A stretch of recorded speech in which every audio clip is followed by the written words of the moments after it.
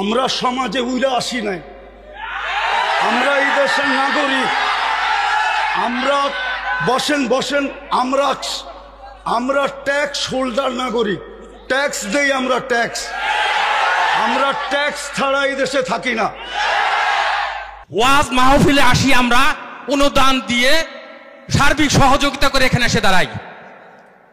আর অনেক সবার কথা বলছি না, অনেক বক্তা আছে অর্থের বিনিময়ে এখানে আসে। বিচার করতে হবে। একজন সমাজবাসী, সমাজপতি, সমাজের যে কমিটি, সে যতটুকু এই সমাজের কল্যাণের কাজ করতে পারবে একজন ইমাম কিন্তু পারে না। সে তো ইমামের দায়িত্ব নিয়ে বসে আছে। আর সভাপতি সাহেব যেই কথাগুলো বললেন ওইগুলোই আমাদের পাথেওর জন্য যথেষ্ট। কেননা ওনারা আমাদের দেশের কর্ণধার, ওনাদের কৃপাই আমরা বেঁচে আছি। ওনাদের কৃপা যদি না থাকতো তাহলে হয়তো আমরা দেশে থাকতেও পারতাম না, বা দেশে থাকতামও না। কোথায় থাকতাম আল্লাহই জানে। বিদায় আমি কথা লম্বা করতে চাইতেছি না, আমিও আপনাদের কাছ থেকে বিদায় নিতেছি। আমার পরে যেই বক্তা উনি আসবেন, আমি আপনাদের কাছে অনুরোধ রাখব যে আপনারা ওনার কথা শুনবেন এবং দোয়া পর্যন্ত বসবেন, তারপরে এটাকে পরিসমাপ্তি ঘটাবেন। বলে আমি আমার কথা শেষ করলাম। ওমা আলাইনা ইল্লাল বালাগ।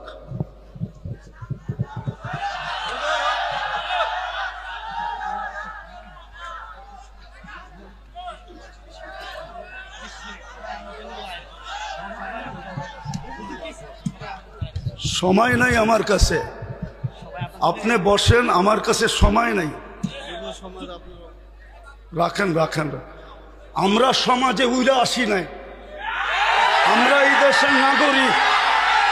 আমরা বসেন বসেন, আমরা ট্যাক্স হোল্ডার নাগরিক, ট্যাক্স দেই আমরা, আমরা ট্যাক্স ছাড়া এই দেশে থাকি না। আপনারা বসেন। আমাদের দেশের কালচার এটা হয়ে গেছে। সবাই হুজুরদের কথা বলে, কিন্তু হুজুরদেরকে আন্ডার এস্টিমেট করে।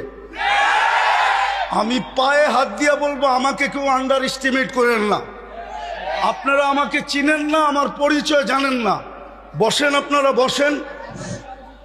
বসেন, আমার পরিচয় আপনারা জানেন না। আপনারা আমাকে আন্ডার এস্টিমেট করেন না। আমরা সর্ব ওয়াজ মাহফিলে এটা ভুগতেছি আজকে 16 বছর ধরে না। আমরা জন্ম থেকে জ্বলছি, যেটা বাংলাদেশের প্রবাদ বাক্য, আমরা জন্ম থেকে জ্বলছি। জন্ম থেকেই জ্বলা। আর কতদিন? আপনাদের পায়ে হাত দিয়ে বলি বসেন, আওয়াজ করবেন না, কেউ আওয়াজ করবেন না। আমাদের সময়ের দাম আছে, আমাদের সময়ের দাম আছে। এরকম যে আমাদের সময়ের দাম নাই বা আমাদের এইটা কইরা খাইতে হবে এরকম কোনো জরুরি না যে আমাদের ওয়াজ করেই খাইতে হবে। আমাদের খাওয়ার অনেক ব্যবস্থা আল্লাহ রেখা দিছে। যেই আল্লাহ আমাকে জন্ম দিছে উনি আমার খাওয়া তৈরি করেন নাই না, খাওয়া ছাড়া আমাকে দুনিয়াতে পাঠায় দিছে যে আমাকে এইভাবে কইরা খাইতে হবে। আপনাদের পায়ে হাত দিয়া বলি, আওয়াজ করবেন না। বাস আমি যেটা বলছি, সভাপতি সাহেব আমাদেরকে দিক নির্দেশনা ভালোই দেখাইছেন, খারাপ না। কিন্তু আমি আপনাদেরকে বলতেছি আমার হাতে সময় নেই, আমার আরেকটা প্রোগ্রামে যেতে হবে। আমার এখানে লেখা আছে 9টা। দেখেন যদি লেখা না থাকে। এখন বাজে কয়টা বলেন তো আপনারা? হ্যাঁ, আপনারা আপনাদের লেখার উপরে আন্তরিক না? আন্তরিক না? আপনারা তো আন্তরিক না। আপনারা আমাকে 9টার সময় দিতে পারেন নাই। আপনারা এখন বাজতে শেষ 35 মিনিট আপনারা আমার লস করছেন। বিদা আমি আপনাদেরকে সময় দিব কোত্থেকে? আমার তো ছিল 9টার থেকে আমি 10টা দিব আপনাদেরকে 1 ঘন্টা। আমার মিশনই তো এই যুবকদেরকে নিয়ে খেলা। আমি তো যুবকদেরকে নিয়েই খেলি। যুবকদেরকে তো আমরাই তৈরি করছি। আমি যদিও দেশের স্বাধীনতা দেখি নাই, আমি দেখব কোত্থেকে? ওই 4 তারিখের রাত্রে তো আমি ইংল্যান্ড থেকে কানাডায় যেতেছিলাম, আমি তো জমিনেই ছিলাম না, 39,000 ফিট উপরে ছিলাম। নামার পরে আমি শুনছি দেশ স্বাধীন হয়ে গেছে। ওই দিন থেকে আমার দিলে জন্ম নিছে। আর আমি জানি আমার দেশের যুবক নিয়ে কোথায় রিচার্জ চলতেছে। আমার দেশের কয়জন বলতে পারবে এটা আমি জানি না, কিন্তু আমি জানি আমার দেশের যুবকদেরকে নিয়ে কোথায় রিচার্জ চলতেছে, কোন কোন দেশে বাংলাদেশের যুবক নিয়ে রিচার্জ চলতেছে। যে একটা দিন ছিল স্বপ্নে ভাবতে পারতো না। স্বপ্নে যদি কেউ কাজ করা ভাবতো যে উনি স্বপ্নে ভাবতেছে ঘুমের ভিতরে যে কাজ করা ফেলবে, তো উঠা দেখছে হ্যান্ডকাপ নিয়ে দাঁড়ায় আছে। যদি জিজ্ঞাসা করে হ্যান্ডকাপ, বলে তুমি তো স্বপ্নে দেখতেছিল না সরকার কাজ করবা, আমরা টেকনোলজির মাধ্যমে জেনে ফেলছি, বিদায় তোমার হাতে হাত করি পড়াইতে চলে আসছি। আমার দেশের যুবকরা স্বাধীনতা আইনা দিছে। যুবকরা যদি না দাঁড়াইতো আরো 50 বছরের ভিতরে কারো স্বাধীনতা আনার ক্ষমতা ছিল না। বিদায় আমার যুবকদেরকে নিয়ে কোথায় রিচার্জ চলতেছে আমি জানি।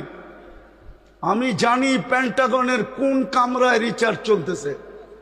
পেন্টাগন চিনো তোমরা? হ্যাঁ, পেন্টাগন তো চিনো না, ঠিক না? কোন কামরায় পেন্টাগনের রিচার্জ চলতেছে বাংলাদেশের যুবক, এগুলা কি? বিদায় আমার মিশনই হলো যুবক নিয়ে খেলা। নাইলে আমি গত বছর এখানে আসছিলাম রাত্র 1টার সময়। আমি জানছি আমি এইখানে আসবো কয়টায় জানেন? 8টার সময় জানছি আমি এইখানে আসবো।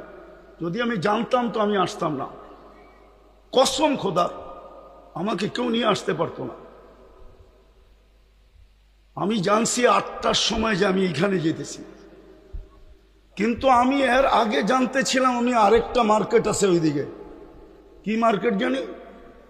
সুলতান মার্কেট যাব, কিন্তু আমাকে বাইপাস করে এখানে নিয়ে আসছে। আমি জানলে আসতাম না,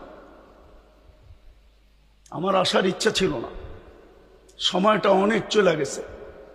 মানুষের মেমোরির ভিতরে একটা জিনিস সেট থাকে, সেটটা নষ্ট হয়ে গেছে। এখন আপনাদেরকে আমি কি শোনাবো, কিন্তু এতটুকু শোনাবো যুবকদেরকে, যৌবনের মূল্যায়ন করো। কেননা তোমার উপরে আল্লাহর বাজেট ব্যয় হইতেছে। আমাদের সবার উপরেই আল্লাহর বাজেট ব্যয় হইতেছে। যতই ব্যক্তিত্ব দেখাই না কেন, যদি আল্লাহর কাছ থেকে পানির দামে অক্সিজেন কিনতে হতো, তাহলে ডেলি 16,500 টাকা বিল দিতে হতো, মাসে 4,95,000 টাকা বিল দিতে হতো। এই এলাকায় বাড়ি আর ঘর আর বিল্ডিং কারো লেংটি পর্যন্ত থাকতো না, লেংটি। বিদায় তোমাদের পায়ে হাত দিয়ে বলি, যৌবনটাকে মূল্যায়িত করো। অমূল্য রত্ন আল্লাহ দিছেন। পুরুষকেও বলি পুরুষত্বের মূল্যায়ন করেন, মা বোনদেরকে বলি মাতৃত্বের মূল্যায়ন করেন। চলে যেতে হবে কালকে আল্লাহর কাছে। দুনিয়ায় কয়দিন? দুনিয়ার বাহাদুরি কয়দিন? হাতে আছে যতদিন, বা আপনি বেঁচে আছেন যতদিন। নাইলে অতীতেই তো দেখতাম তেল মারতে মারতে মারতে মিডিয়ালারা তেলের দাম বাড়ায় দিছিল। বিনা তেলে কিভাবে পাকাইতে হয় এটা পত্রিকায় লিখতে শুরু করছে। আজকেও দেখতেছি স্বৈরাচার বলতে বলতে গলা শুকায়া ফেলতেছে, মাঝে মাঝে শুকায় আবার পানিও খায়। তো চিত্র তো দেখতেছি আমাদের চোখেই। দুনিয়ায় কতক্ষণ? আমি বেঁচে আছি যতক্ষণ, অথবা আমার কাছে আছে যতক্ষণ। যেদিন থাকবে না আমিও থাকবো না, আমার কাছেও থাকবে না।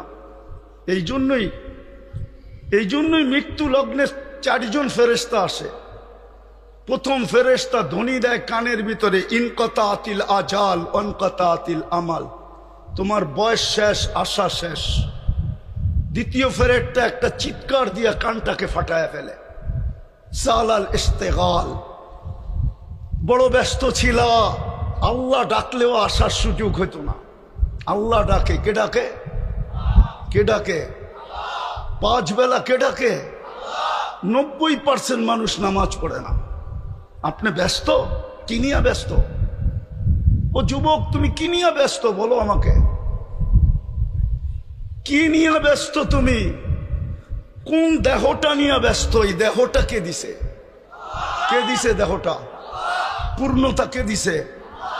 পারল তো না আজ পর্যন্ত। আমাদের আগের যে প্রধানমন্ত্রী ছিল শেখ হাসিনা, এর ঘরেই তো প্রতিবন্ধী আছে। লক্ষ কোটি টাকার মানুষ পারল না তো প্রতিবন্ধিত্ব দূর করতে। নাইলে ওনার মেয়ে প্রতিবন্ধী সংস্থার চেয়ারম্যান হলো কি করে? ওনার ঘরে যদি প্রতিবন্ধী না থাকতো, না নাই প্রতিবন্ধী ওনার ঘরে, ওনারা কি জানে না? পূর্ণতা কে দিছে? হ্যাঁ, কে দিছে? এটার ভিতরে পূর্ণতা কে দিছে? এক পানির দামে যদি অক্সিজেন কিনতে হতো, ডেলি 16,500 টাকা বিল দিতে হইতো। তুমি কত শ্রম দিতা যুবক বলো? কয় টাকা বেতন করতা? কয় টাকা কামাইতা ডেলি বলো? শ্রম কতটুক দিতা? 100 গাদার শ্রম দিলেও তো 16,500 টাকা অর্জন করা মনে হয় সম্ভব হতো না। কে বাজেট ব্যয় করে? আরে বলেন না জোরে। ডেলি 16,500 টাকার বাজেট আল্লাহ ব্যয় করে। যদি জিব্বা স্বাদ চেক করে দেয় আমাদেরকে, যদি স্বাদ মেশিন দিয়ে চেক করতে হইতো তাইলে বোঝা যেত ঘরে আগে ফ্রিজ কিনে না মেশিন কিনে চেক করার মেশিন, স্বাদ চেক করার মেশিন।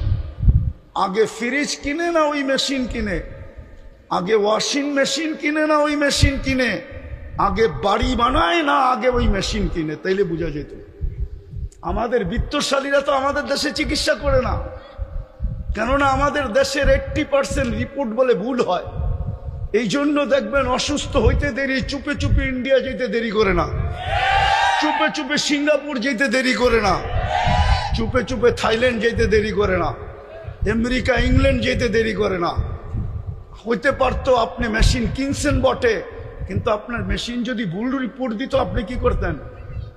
তাইলে তো প্রতিদিন খাইতেন আর প্রতিদিন হাসপাতালে যেতেন। আজ পর্যন্ত তো আপনার জিব্বা ভুল রিপোর্ট দিল না। এই জন্যই তো আপনি বোঝেন না স্বাদ চেক করার কয় টাকা লাগে। এই জন্যই তো আপনি আর আমি চিন্তা করি না গ্রান চেক করতে কয় টাকা লাগে। এরকম এই শরীরটা খুইলা দেখানো যায় একটা একটা। 24 ঘন্টা আল্লাহটা বুক করি। এই জন্যই তো আল্লাহ এক জায়গায় বলছেন, আফা হাসিবতুম আন্নামা খালাকনাকুম আবাস, তোর ধারণা কি তুই অনর্থক সৃষ্টি? তো আরেক জায়গায় হাদিসের ভিতরে বলছেন, আতাইতু কাইনানে তানদুরু বিহা ওয়ালা উহাসিব, এটা কি তোর ধারণা যে চক্ষুটা দিলাম তুই সারাদিন দেখিস এটা অনর্থক আর হিসাব নিব না? চক্ষুর ভিতরে কয়টা ক্যামেরা? 2 চোখে 26 কোটি ক্যামেরা। যুবক যখন তুমি তাকাও তো 26 কোটি ক্যামেরা একসাথে ফ্ল্যাশ করে, একসাথে ফ্ল্যাশ। যেরকম তোমাদের ক্যামেরায় ফ্ল্যাশ হয় এরকম 26 কোটি ক্যামেরা একসাথে ফ্ল্যাশ হয়। আল্লাহ তো এটাই বলতেছে, আতাইতু কাইনানে তানদুরু বিহা ওয়ালা উহাসিব, এরকম দৃষ্টিশক্তি দিলাম আর তুমি সারাদিন দেখো আর তোমার হিসাব নিব না। আতাইতুকা উযুনানে তাসমাউ বিহা ওয়ালা উহাসিব, তোকে শ্রবণ শক্তি দিলাম, তোর ভাবনা কি হিসাব নিব না? আতাইতুকা লিসানান তানতিকু বি, তোকে বাক শক্তি দিলাম, সারাদিন বক বক করিস, তুই ভাবতেছ হিসাব নিব না? শুধু হিসাব নিব না, কোরআন বলতেছে ওয়া রাকিবুন আতীদ, মা মিন কওলিন ইল্লা লাদাইহি রাকিবুন আতীদ। আল্লাহ বলে 2 চৌকিদার বসায় রাখছি, অডিও চলতেছে, 24 ঘন্টার অডিও চলতেছে। এমন কি ঘুমের ভিতরে কি বলো ওইটা অডিও চলতেছে। যদিও ঘুমেরটা ডিলিট করে দেওয়া হবে, বাকি একটাও ডিলিট হবে না। আল্লাহ বলে আতাইতুকা আকলান তুমাইয়িসু বিহি, এরকম একটা ব্রেন দিলাম যেটা দিয়ে তুমি ভালো মন্দ বোঝো, আর তুমি ভাবো তোমার হিসাব হবে না, তোমার হিসাব হবে না। আতাইতুকা কলবান তাতাফাক্কারু বিহি ওয়ালা ইউহাসিব, আতাইতুকা ইয়াদানি তাবতিশু বিহা ওয়ালা ইউহাসিব, হাত দিয়া কর্ম করো, তুমি ভাবতেছো তোমার হিসাব নিব না। আতাইতুকা ইয়াদ রিজলানি তামশি বিহা ওয়ালা উহাসিব, 2টা পাও দিলাম চলার জন্য, তুমি ভাবো হিসাব নিবে না। আতকুনতা সাগীরা ফাকাব্বারতুক ওয়ালা উহাসিব, তুমি তো ছোটই ছিল, বড় তো আমি করলাম, তুমি ভাবছো তোমার হিসাব নিব না। কুনতা যায়িফা ফাকাওয়াইতুক ওয়ালা উহাসিব, তুমি তো দুর্বল ছিল, তোমাকে তো সুঠামত্ব দিলাম, তুমি ভাবছো হিসাব নিব না। কুনতা জাহিলা ফাআল্লামতুক ওয়ালা উহাসিব, তুমি তো অজ্ঞ ছিলা, তোমাকে শিক্ষা দিলাম, তুমি ভাবতেছো তোমার হিসাব নিব না? কুনতা মিসকিনা, তুমি তো মার পেটের থেকে অসহায় আসছিলে, ফাআগনাইতু, স্বয়ং সম্পূর্ণ তো আমরাই করলাম, তোমার ধারণা কি তোমার হিসাব নিব না? এই জন্য বলতেছি যুবক, যৌবনের মূল্যায়ন করো, নাইলে কালকে কিন্তু হিসাব দিতে হবে। এটা দুনিয়া রঙ্গময়, যার মনে যা লয়। আল্লাহ ইচ্ছা স্বাধীনতা দিছে দিকা ইচ্ছা মতো চলতে পারি। যদি ইচ্ছা স্বাধীনতা না দিতেন তাহলে সারাদিন আল্লাহটা ভোগ করবে আর আল্লাহর বিরুদ্ধে বলবে, আল্লাহর বিরুদ্ধে বলবে, আল্লাহর বিরুদ্ধাচরণ করবে। আমার সমাজের তো 90% নামাজ পড়ে না। ডাকে কে? আরে বলেন না জোরে, কে ডাকে? কে ডাকে? আল্লাহ। কে? যারটা 24 ঘন্টা ভোগ করেন উনি আল্লাহ। যার কাছে হায়াত উনি আল্লাহ, যার কাছে মৌত উনি আল্লাহ, যার কাছে সুস্থতা উনি আল্লাহ, যার কাছে অসুস্থতা উনি আল্লাহ, যার কাছে ধনী হওয়া উনি আল্লাহ, যার কাছে গরিব হওয়া উনি আল্লাহ, যার কাছে ইজ্জত দেওয়া উনি আল্লাহ, যার কাছে বেইজ্জত করা উনি আল্লাহ। ইচ্ছা করলে সকালের ধনীকে বিকালে ফকির বানাইতে পারে, ইচ্ছা করলে বিকালের ফকিরকে সকালে ধনী বানাইতে পারে। উনি আল্লাহ। শুধু এইখানেই শেষ না, দুনিয়া ভাবে কিছু, আল্লাহ ভাবে কিছু। দুনিয়া ভাবে কিছু, আমরা আল্লাহ ভাবে কিছু। হ্যাঁ, দুনিয়া ভাবতে ছিল কিছু, আল্লাহ ভাবতে ছিল কিছু। আল্লাহ যেটা চায় ওইটাই হয়। তো ওই আল্লাহ ডাকে, শুধু এইখানেই শেষ না, 99 পদের মালিক আল্লাহ ডাকে। 99 পদের মালিক আল্লাহ ডাকে। তর্জমা তো দেখে না, খালি নিজেরটা দেখি, আল্লাহর পরিচয় তো দেখি নাই। এই মজমা এক যুবকও নাই যে 99 নামের অর্থ দেখছে। এই স্টেজেও কেউ নাই 99 নামের অর্থ দেখছে। কোত্থেকে আল্লাহ চিনবে? অফিসের সামনে তো পদবি লেখা থাকে, এই পোস্টারেও তো পদবি লেখা আছে পরিচয় হিসাবে। আল্লাহ তো নিজের পরিচয় দিছে 99 নাম দিয়া, হুয়াল্লাহুল্লাযী লা ইলাহা ইল্লা হু। আল্লাহ নিজের পরিচয় দিছে, আমি আল্লাহ কে ভালো মতে দেখ, তাইলে তোর বিবেকের পর্দা খুলবে, নাইলে একদিন দুনিয়ার জীবন শেষ হয়ে যাবে। আজকে সূর্য এই এলাকায় বলতে বলতে ডুবছে, লান আউদ ফি হায়াতিকা আবাদা। হতে পারে কালকে তোমরা কেউ আমাকে উঠতে দেখবে না। আমি দুনিয়ার শত জায়গা চিনি এই 2 চোখে।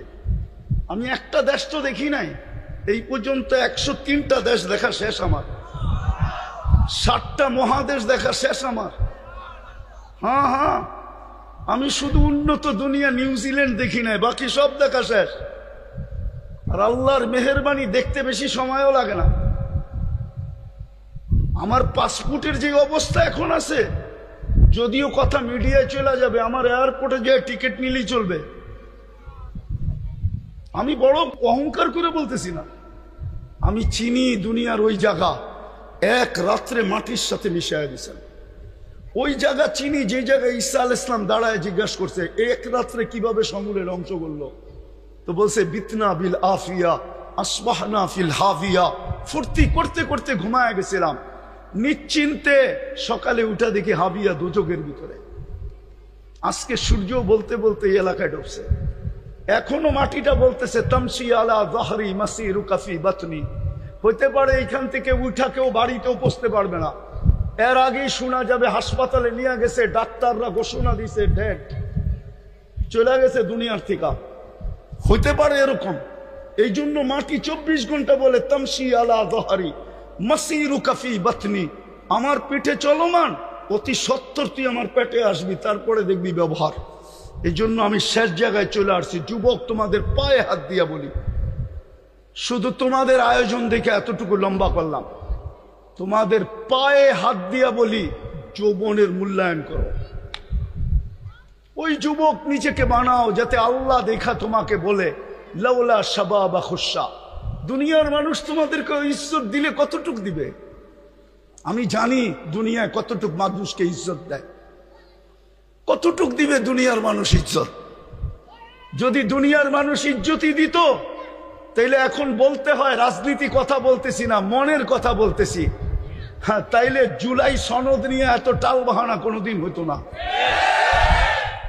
যদি মূল্যই দিত যুবকদেরকে, যদি জনগণকে মূল্যই দিত যে জনগণ করছে, যুবকরা করছে, তাইলে জুলাই সনদ নিয়ে এত টাল বাহানা হইতো না, এত গড়াগড়ি হইতো না, এত দাম কষাকষি হইতো না, এত ছানাছানি হইতো না, এত ফেটাফেটি হইতো না, এত চিল্লাচিল্লি হতো না। দুনিয়ার মানুষ কতটুকু দাম দিবে? দুনিয়ার মানুষ অতক্ষণ দাম দিবে যতক্ষণ তুমি চামচ হইতে পারো। বাস, তোমার তরকারি বাড়া শেষ, তোমার প্রয়োজন শেষ। আমার কথা বিশ্বাস করো, আল্লাহ তোমাকে দাম দিবে যদি তুমি মূল্যায়ন করতে পারো যৌবনে। আমি হাদিস থেকে দেখাইতেছি কতটুকু দাম দিবে। আল্লাহ বলে লাউলা শাবাবা খুশা, ওই যুবকরা যদি জমিনে না থাকতো যে নিজেকে লজ্জাপতির মতো আল্লাহর ভয়ে গুটায় নিছে, তো আল্লাহ বলে লাজালতু সামা হাদিদা, আমি আকাশকে লোহার বানায় দিতাম, আল আরদা সাফসাফা, জমিনকে তামার, ওমা আনজালতু মিনাস সামাই কাতরা ওমা আম্বাততু মিনাল আরদি হাব্বা, জমিন থেকে একটা শস্যের দানা না, আকাশ থেকে একটা বৃষ্টির ফোঁটা না, বাল আনজালতু আলাইহিমুল আযাবা সাব্বা, একের পর এক আযাব দিয়ে ধ্বংস করে ফেলতাম। আর করবেন না কেন? আল্লাহ ডাকে, তারপরও তো আসে না, বলে আমি ব্যস্ত, আমি এই কাজে সেই কাজে, এই সেবায় সেই সেবায় ব্যস্ত। আল্লাহ ডাক, যে আল্লাহ অস্তিত্ব দিল, 99 পদের মালিক, শুধু আল্লাহ হইলে না মনকে বুঝাইতে পারতাম। শুধু আল্লাহ তো না, রহমান, রহিম, মালিক, কুদ্দুস, সালাম, মুমিন, মুহাইমিন, আজিজ, জব্বার, মুতাকাব্বিরুল খালিকুল বারিউল মুসাব্বিরুল গফফারুল কহ্হারুল ওয়াহ্হাবুর রাজ্জাকুল ফাত্তাহুল আলিমুল কাবিদুল বাসিতুল খাফিদুর রাফিউল মুইসুল মুতিল্লুস সামিউল বাসিরুল হাকামুল আদলুল লতীফুল খবীরুল হালিমুল আযীমুল গফুরুশ শাকুরুল আলিয়ুল কবীরুল হাফিজুল মুকিতুল হাসিবুল জলিলুল করিমুল রাকিবুল মুজিবুল ওয়াসি আল হাকিমুল ওয়াদুদুল মজিদুল বাঈতুশ শহীদুল হকুল ওয়াকিলুল কবিয়ুল মতিনুল আলিয়ুল হামিদুল মুসি আল মুবদি আল মুঈদ আল মুহয়ি আল মুমীত আল হাইয়্যু আল কাইয়্যুম আল ওয়াজিদ আল মাজিদ আল ওয়াহিদ আল আহাদ আল সামাদ আল কাদির আল মুক্তাদির আল মুকদ্দম আল মুআখ্খার আল আউয়াল ওয়াল আখির আল যাহির ওয়াল বাতিন আল ওয়ালি আল মুতাওয়ালি আল বাররু আত তাওয়াব আল মুনতাকিম আল আফু আর রউফ মালিক আল মুলক যাল জালালি ওয়াল ইকরাম আল মুকসিত ওয়াল জামি ওয়াল গনি ওয়াল মুগনি আল মানি আদ দার আল নাফি আল নূর আল হাদি আল বদি ওয়াল বাকি আল ওয়ারিস ওয়াল রশিদ আস সাবুর জল্লে জালালু 99 পদের মালিক আল্লাহ ডাকে। 90 ভাগ আসে না নামাজে, 90 ভাগ নারী পুরুষ নামাজ পড়ে না। সে এক কাহিনী দিয়ে ইতি টানতেছি। এই জন্যই এক আল্লাহওয়ালা কবরস্থানে বৈশা কাঁদতেছিল। এক যুবক জিজ্ঞাসা করছে, বাবা তুই কবরস্থানে কাঁদিস কেন? এইখানে তোর কান্না দেখবেই বা কে? আর তোর যদি কোনো প্রয়োজন থাকে মিটাইবই বা কে? তুই লোকালয়ে কাজ যায়া। তো বাবা বলতেছে, কেন কাঁদতেছি জানিস যুবক? বললে কি তুই বুঝবি? বলে বল না বাবা, দেখি বুঝে আসে কিনা। তো বাবা বলতেছিল, চোখে দেখতেছি, চোখে। এই মানুষগুলা যখন দুনিয়ার উপরে ছিল, আল্লাহ 24 ঘন্টা মাফ করার জন্য ডাকতেন, কিন্তু কেউ মাপের জন্য হাত উঠাইত না। আজকে 24 ঘন্টা আল্লাহ মাফ করার জন্য ডাকে। যুবক, তোমাকে 24 ঘন্টা ডাকে। এখন তো প্রথম আকাশ থেকে ডাকতেছে।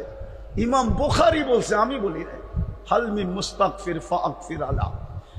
তারপরে বাবা বলতেছিল, বেটা সচক্ষে দেখতেছি এখন সবাই 24 ঘন্টা মাপ চাইতেছে, আল্লাহ একবারও তাকায়া দেখে না। জানি না কথাটা যুবকদের দিলে লাগাইতে পারছি কিনা।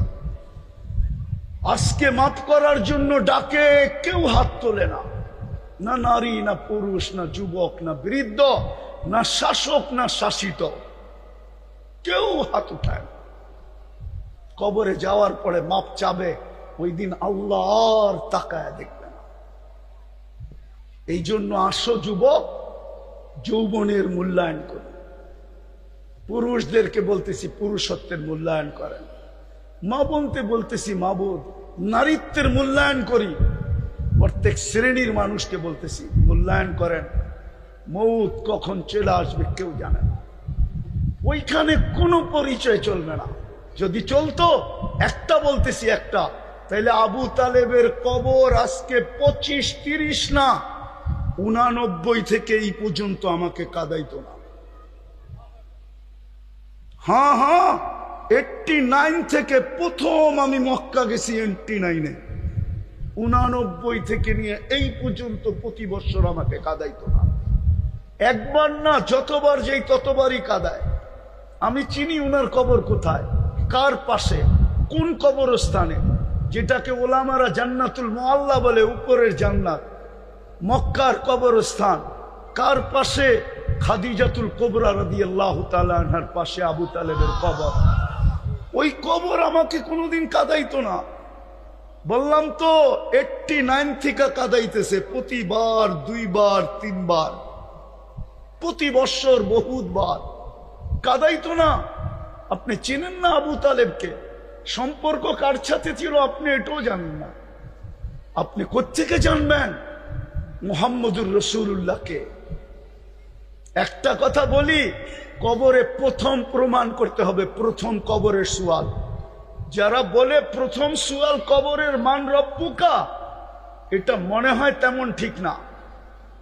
3টা প্রশ্ন হবে, এটা ঠিক, কিন্তু প্রথম প্রশ্ন হবে মা কুনতা তাকুলু ফি হাদার রাজুলি মুহাম্মাদিন।